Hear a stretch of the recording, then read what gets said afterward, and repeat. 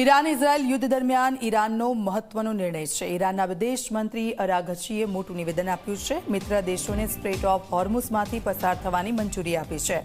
ભારત, ચીન, Russia, Iraq અને પાકિસ્તાનને મંજૂરી મળી છે। મિત્ર દેશો માટે આ જળમાર્ગ સુરક્ષિત રીતે ખુલ્લો રહેશે। દુશ્મન દેશો માટે સ્ટ્રેટ ઓફ હોર્મુઝના દ્વાર બંધ રહેશે।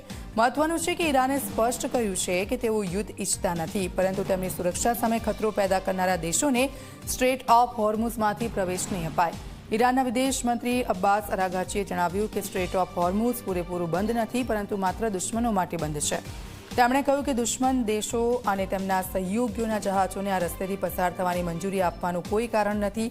સાથે જ અરાઘચીએ દાવો કર્યો કે ઈરાની સેનાએ મિત્ર દેશોના જહાજો માટે સુરક્ષિત રસ્તો સુનિશ્ચિત કર્યો છે।